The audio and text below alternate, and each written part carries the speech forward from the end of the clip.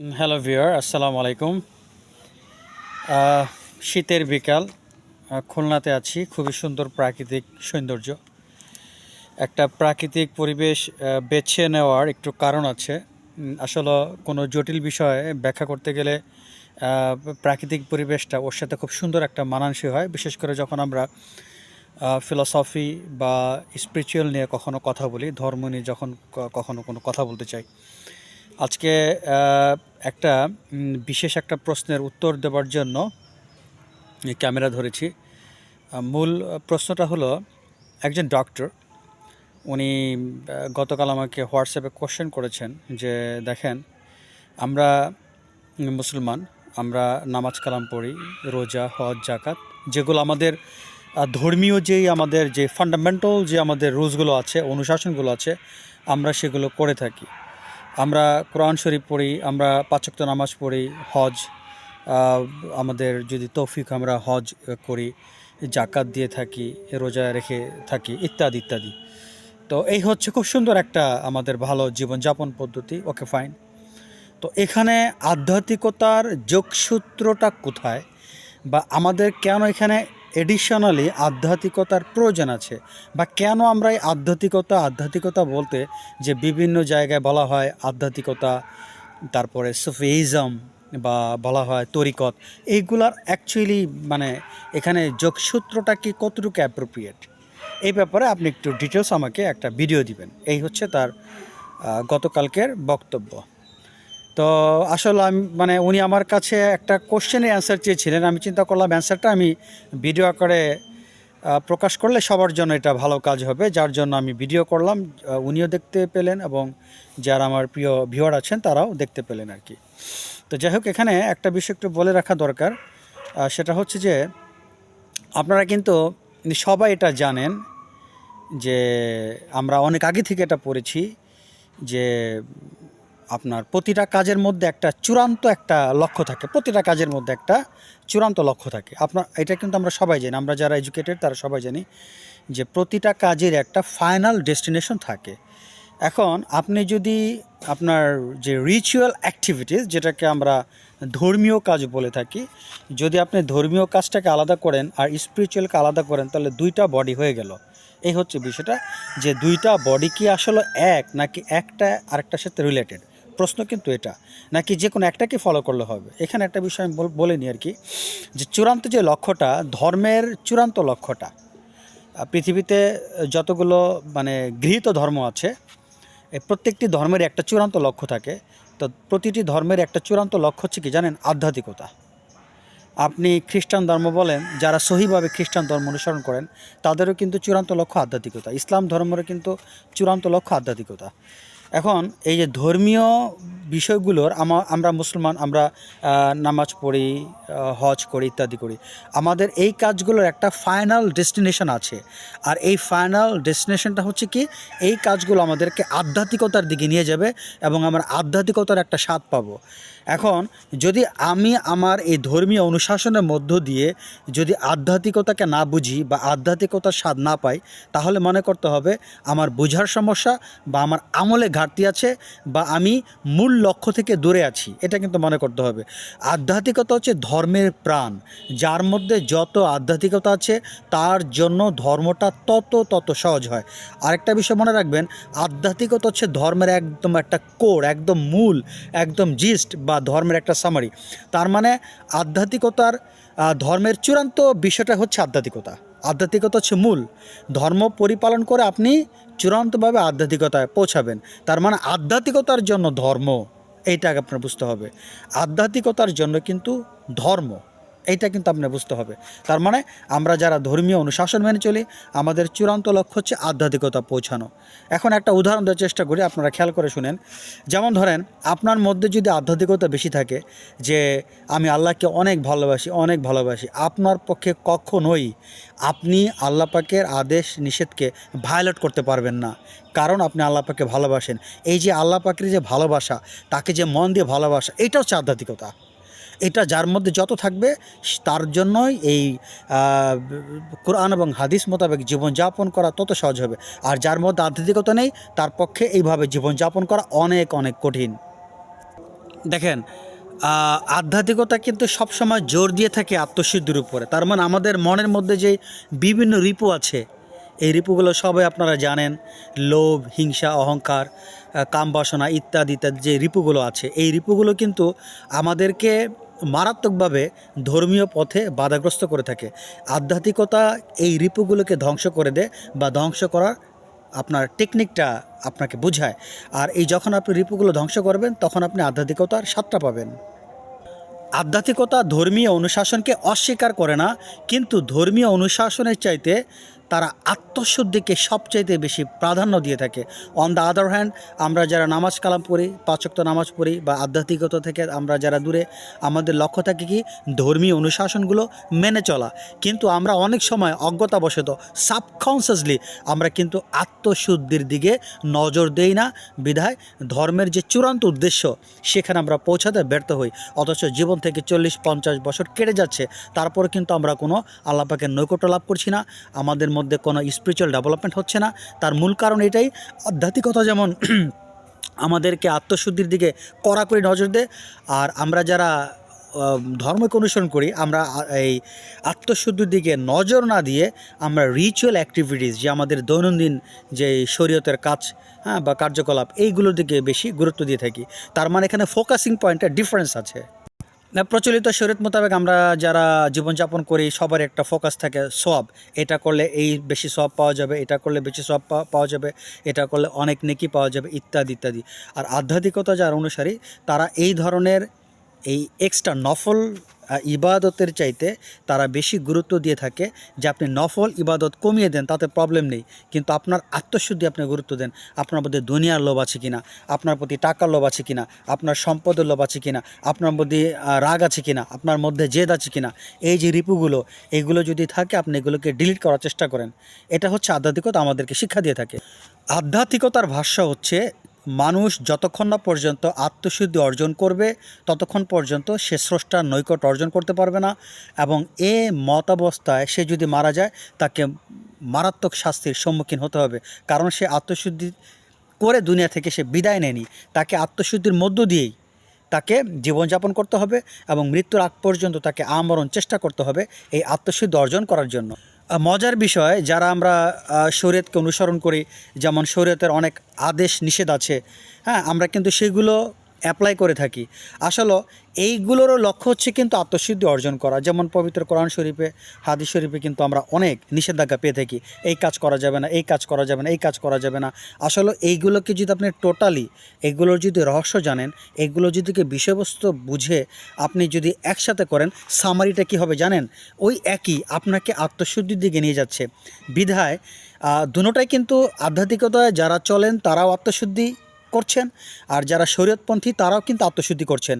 কিন্তু শরীয়ত, হাদিস, কোরআনে ওইটাকে ডিটেলস না করে জাস্ট মানুষকে আদেশ দিচ্ছে। কারণ মানুষ যখন এই পবিত্র কোরআন এবং হাদিস শরীফের আদেশ নিষেধ মোতাবেক চলবে, চলতে চলতে চলতে চলতে সে এক পর্যায়ে বুঝবে যে আমার এই বিধি নিষেধগুলোর মূল লক্ষ্য ছিল আত্মশুদ্ধি অর্জন করা। আর আধ্যাত্মিকতাপন্থী যারা, তাদেরকে শুরুতেই যখনই কেউ আধ্যাত্মিকতা অনুসরণ করতে চান, তখনই দেখা যায় তার ধর্মগুরু বা পীর সাহেব তাকে প্রথমেই তাকে বিভিন্ন যেই রিপুগুলো আছে, এই রিপুগুলো দমন করার জন্য তাকে আত্মশুদ্ধির পথে চলার জন্য সর্বাধিক গুরুত্ব আরোপ করে থাকেন। তো শরীয়তপন্থী যারা, তারাও কিন্তু একই পথে চলছেন। তারা পরে যে বুঝতে পারেন আমাদের ধর্মীয় বিধিনিষেধগুলো লক্ষ্য ছিল এই আত্মশুদ্ধি অর্জন। আর যারা তরিকতপন্থী বা আধ্যাত্মিকপন্থী, তারা কিন্তু শুরু থেকে বুঝতে পারেন যে আত্মশুদ্ধি ব্যতীত কোনো ইবাদত গ্রহণযোগ্য হবে না। এই জন্য তাদের কাছে আত্মশুদ্ধি থাকে প্রধান লক্ষ্য।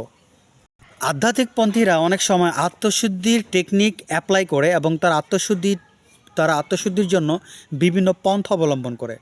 বিধায় ওই কাজগুলো, তাদের অ্যাক্টিভিটিসগুলো সাধারণ লোকদের কাছে অনেকটা বোধগম্য হয় না, তারা রহস্যটা বুঝতে পারে না। বিধায় তারা কিন্তু আধ্যাত্মিকতাবাদীদের সমালোচনা করে থাকে। এটা একটা বিষয়। কারণ আধ্যাত্মিকবাদী যারা, তারা যেহেতু তাদের মেইন টার্গেট হচ্ছে আত্মশুদ্ধি, সো তারা অনেক সময় ডিফারেন্টভাবে আত্মশুদ্ধি একটা পন্থা অবলম্বন করে থাকে, যেটা সাধারণ আমজনতার কাছে এটা অনেকটা রহস্যময় মনে হয়। যার কারণে আমরা অনেক সময় কামিল পীর বা যারা দরবেশ তাদের অ্যাক্টিভিটিসের ব্যাখ্যা বুঝতে পারি না, বা তাদের কাজের আমরা অনেক সময় ব্যাখ্যা বুঝতে পারি না, এবং আমরা তাদের সমালোচনা করে থাকি। যেমন আপনার আল্লামা ইকবাল বলেছেন, হে আল্লাহ, বেহেশত যদি বেহেশতটা আমাকে দিও না, বেহেশত তুমি মোল্লাদেরকে দিয়ে দাও, আর আমি তোমার রহস্যের মাঝে ডুবে থাকতে চাই। এখানে কিন্তু একটা আধ্যাত্মিকতার টিচিং আছে। অনেকে এটাকে সমালোচনা করবেন। দেখেন, আপনি হয়তো বলতে পারেন যে বেহেশত তো কত একটা সুখের জায়গা, তার জন্য আমরা পাগল। কিন্তু আল্লামা ইকবাল জানেন, যারা আধ্যাত্মিকতাপন্থী তারা কিন্তু স্রষ্টার রহস্যের মাঝে ডুবে থাকতে চান। আর স্রষ্টার রহস্যের কাছে কোটি কোটি বেহেশত কখনই সমকক্ষ হতে পারে না, হবেও না। এভাবে কিন্তু আমরা মাওলানা জালালউদ্দিন রুমি, তারপরে ইবনে রুশ, তারপরে আলকিন্দি, ইবনে সিনা, আল্লামা ইকবাল, এরকম আপনার দেখা যায় প্রমুখ যারা আধ্যাত্মিকবাদী ছিলেন, তাদের কথার রহস্য আমরা অনেক সময় বুঝতে পারি না, আমাদের কাছে ক্রিটিক্যাল মনে হয়, এবং আমরা না বুঝে তাদের সমালোচনা করি, বা তাদের জীবনটা আমাদের কাছে ডিফারেন্ট মনে হয়। আসলে কোনো ডিফারেন্ট না। বিষয়টা হচ্ছে কি, তারা যে মূল কথাটা বলে সেই মূল কথাটাই আমাদের কাছে অনেক সময় ক্রিটিক্যাল বলে মনে হয়ে থাকে। যেমন ধরেন, আমি একবার বলেছিলাম যে মাওলানা রুমি বলেছিলেন, I searched for god but found myself, and I searched for myself and found god. তার মানে আমি নিজেকে খুঁজতে গিয়ে আল্লাহকে পেয়েছিলাম, আল্লাহকে খুঁজতে গিয়ে নিজেকে পেয়েছিলাম। তার মানে তিনি এটাই বোঝাতে চাচ্ছেন যে আত্মশুদ্ধির মধ্য দিয়ে যখন মানুষ জীবনকে পরিচালনা করে, তখন সে একটা সিদ্ধান্তে পৌঁছায় যে স্বয়ং আল্লাহ আমার ভিতর আছেন। এই আধ্যাত্মিকবাদী যারা, তারা আত্মশুদ্ধির মধ্য দিয়ে ওই মহান লক্ষ্যে তারা পৌঁছাতে চান। তাদের মূল লক্ষ্যটা থেকে যে আল্লাহ আমার ভিতরে আছেন, এই জিনিসটাকে ডিসকভার করতে গেলে অনেকগুলো পর্দা হাত দিয়ে সরিয়ে ফেলতে হয়, অনেকগুলো পর্দা। এই পর্দা সরানোর পরে তখন সেই মহামূল্যবান রত্নটা পাওয়া যায়, যে মহান আল্লাহ তাআলা আমার ভিতর আছেন। আর এই পর্দাগুলোকে আধ্যাত্মিকবাদীরা বলে থাকেন আত্মশুদ্ধি। তার মানে যখন আপনি যাবতীয় কামরিপু, যাবতীয় লোভ, লালসা, অহংকার, হিংসা, বিদ্বেষ, টাকা পয়সার মমতা, এগুলোর পর্দাকে যখন আপনি সরায় সব ফাঁকা করে ফেলবেন, তখন আপনি এই মহামূল্যবান ধনরত্ন আল্লাহকে আপনার হৃদয়ে পাবেন। এটা হচ্ছে আধ্যাত্মিকবাদী যারা, তাদের মূল একটা ডেস্টিনেশন। শরীয়তপন্থী যারা, তারা কিন্তু একই দিকে যাচ্ছে, কিন্তু তারা মনে করে তাদের ফোকাসিং পয়েন্ট থাকে কি, আমরা আল্লাহ পাকের আদেশ মেনে চলি, নিষেধগুলো আমরা ফলো করি, কোনগুলোতে নিষেধ করেছেন, এর বিনিময়ে আমরা কী পাবো? বেহেশত পাবো, বা দোজখের আযাব থেকে মুক্ত পাবো। আর আধ্যাত্মিকবাদীরা কিন্তু ওইভাবে ধর্মকে তারা পরিচালনা করেন না। তারা ধর্মকে পরিচালনা করেন, কিন্তু তাদের ফোকাসিং পয়েন্ট হচ্ছে আমার হৃদয়টাকে অলওয়েজ পবিত্র করা। আর সেই পবিত্রতা বলতে কী বোঝাচ্ছে? আল্লাহ বাদে অন্য কিছুর ভালোবাসা আমার হৃদয়ে থাকতে পারবে না। এটা হচ্ছে আধ্যাত্মিকপন্থী যারা, তাদের একটা মূল টার্গেট। আর যারা শরীয়তপন্থী, তাদের মূল টার্গেট বেশিরভাগ ক্ষেত্রে হয়ে থাকে বেহেশত পাওয়া বা দোজখ থেকে মুক্ত হওয়া। যারা আধ্যাত্মিকবাদী, তাদের মূল লক্ষ্য হচ্ছে আল্লাহকে পাওয়া, এবং তারা এই দুনিয়াতে আল্লাহকে পাওয়ার জন্য তারা মারাত্মকভাবে চেষ্টা করেন, এবং আল্লাহকে পাওয়ার মহান সৌভাগ্য অর্জন করতে তারা সমর্থ হন, এবং এই পৃথিবীতে তারা বেহেশত দেখতে পান। তারা বাকিতে বিশ্বাসী নন, তারা নগদে বিশ্বাসী। তারা মনে করেন ধর্মের স্বাদ, আল্লাহকে পাওয়া, এগুলো পরকালে তো অনেক পরের ব্যাপার, আমাদের কাজ এই দুনিয়াতেই। এবং যারা আধ্যাত্মিকবাদী, তারা কিন্তু মহান আল্লাহ তাআলার নৈকট্য অর্জন করে সারা পৃথিবীতে তার রাজত্ব করার কিন্তু তারা ক্ষমতা অর্জন করে থাকেন। যাদের চোখের ইশারায় আপনার পাহাড় পর্যন্ত, যদি তার ইচ্ছা করে চোখের ইশারা পাহাড় পুড়ে যেতে পারে, তাদের মুখ থেকে তারা যাই বলবে তাই হয়। যাদের কাছে বনের বাঘ পর্যন্ত মাথা নত হয়ে দাঁড়ায়, কারণ তাদের মধ্যে তাদের আত্মার সাথে মহান পরমাত্মার বা আল্লাহ তাআলা একটা যোগসূত্র হয়ে যায়। মহান আল্লাহ তাআলা তাদেরকে অনেক ক্ষমতা দিয়ে দেন, কিন্তু তার এই ক্ষমতাটাকে কখনোই অ্যাকচুয়ালি তাদের দৈনন্দিন লাভের জন্য তারা ব্যবহার করেন না। তো আধ্যাত্মিকপন্থীরা অ্যাকচুয়ালি এই ক্ষমতার জন্য তারা আত্মশুদ্ধি করেন না। তারা আত্মশুদ্ধি বলতে বোঝান একমাত্র আল্লাহকে পাওয়া, আর সব কিছু পরিত্যাগ্য, একটা কিছু গ্রহণযোগ্য নয়, শুধু একমাত্র মহান আল্লাহ তাআলাই ভালোবাসার একমাত্র পাত্র। এই হচ্ছে তাদের মূল ডেস্টিনেশন, এবং তারা এই আত্মশুদ্ধি অর্জন করাটা, তারা এই পৃথিবীতে এই আত্মশুদ্ধি অর্জন করাটা জরুরি মনে করে। পরকালটা তাদের কাছে আছে অবশ্যই, তারা সেটাকে অস্বীকার করে না, কিন্তু তাদের এই পৃথিবী তাদের হচ্ছে একটা টার্গেটের জায়গা, যেখানে অবশ্যই তাদেরকে এই মানে আল্লাহকে পেয়েই তাদের মৃত্যুবরণ করতে হবে। আর অন দ্য আদার হ্যান্ড যারা শরীয়তপন্থী, তারা এটা মনে করেন যে মানুষের জন্য শাস্তি বা পুরস্কার যেটা হোক সেটা মৃত্যুর পরে। এটা হচ্ছে এই দুজনের মধ্যে একটা বড় পার্থক্য। আরেকটা বিষয় দেখেন, আধ্যাত্মিকতা কিন্তু একটা সার্বজনীন। যারা আধ্যাত্মিকবাদী, তারা কিন্তু তাদের কাছে পুরো পৃথিবীটা একটা সার্বজনীন তাদের কাছে মনে হয়। তারা তারা কিন্তু অ্যাকচুয়ালি কোনো ক্লাসিফিকেশন বা তারা কোনো পার্থক্য দেখেন না। তার মানে তাদের কাছে আহ, হিন্দু খ্রিস্টান যে ধর্মের হোক না কেন, যদি ওই ধর্মের লোকেরা যদি এই আত্মশুদ্ধির পন্থায় চলে, তাহলে কিন্তু দেখা যায় ওই আধ্যাত্মিকবাদীর কাছে ওই হিন্দু এবং খ্রিস্টান একই তারা প্ল্যাটফর্মে চলে আসেন। কারণ ওই হিন্দু বা খ্রিস্টানের যদি লক্ষ্য এটাই হয় যে যে সৃষ্টিকর্তা একজন এবং আত্মশুদ্ধির মধ্য দিয়ে তাকে পেতে হবে, তাহলে তারা কিন্তু সবাই একই প্ল্যাটফর্মে তারা স্টে করেন। এটা হচ্ছে ফিলোসফির কথা।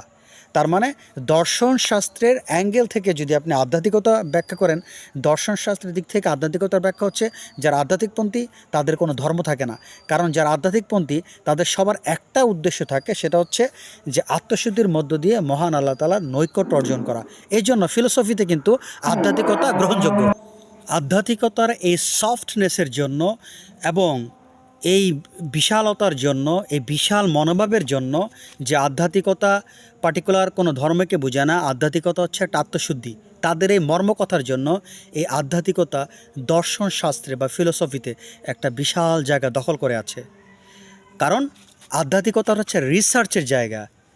এই আধ্যাত্মিকতার এই সফটনেসের জন্য, তার এই সার্বজনীনতার জন্য, এটা যে একটা সার্বজনীন মতবাদ, এটা যে একটা সফট একটা জায়গা, যার কারণে আজকাল দর্শনশাস্ত্রে কিন্তু এই আধ্যাত্মিকতা নিয়ে রিসার্চ করা হয়।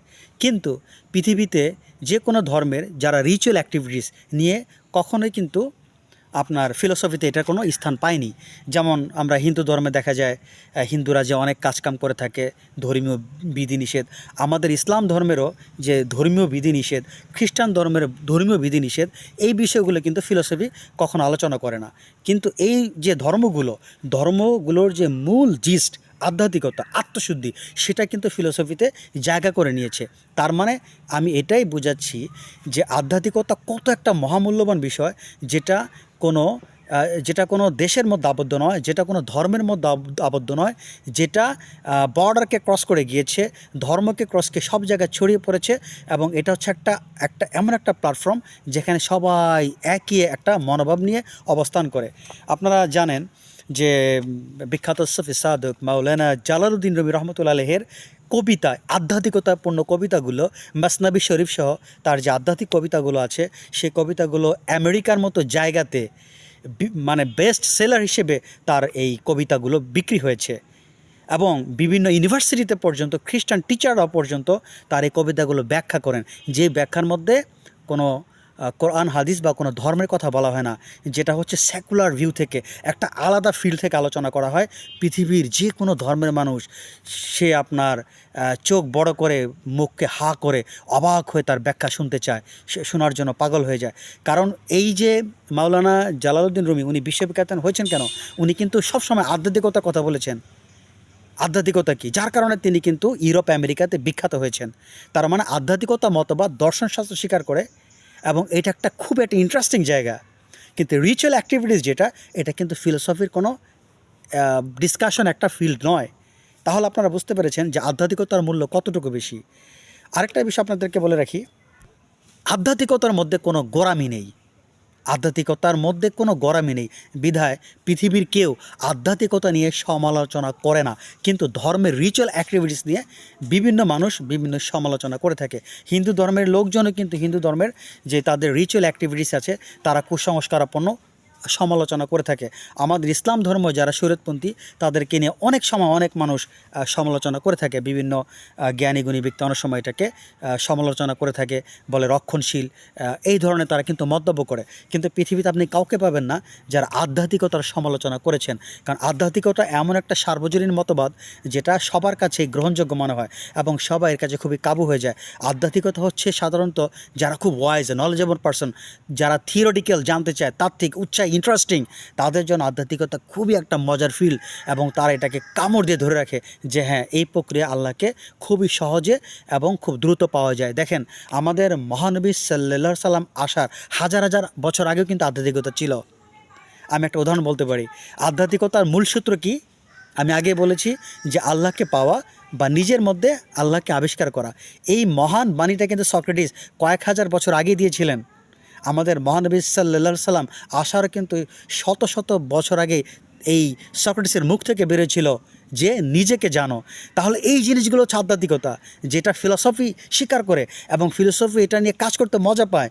এবং জ্ঞানী গুণীর কাছে আধ্যাত্মিকতা একটা চরম একটা গবেষণার সাবজেক্ট এবং বোঝার সাবজেক্ট, যার দরুনই আপনার যারা আধ্যাত্মিকবাদী যারা ছিলেন, ইমাম আল গজ্জালি কথা বলতে পারেন, মাওলানা জালালউদ্দিন রুমি, আল্লামা ইকবাল, তারা কিন্তু ওয়ার্ল্ডলি রেকগনাইজড এবং ফেমাস হয়েছিলেন।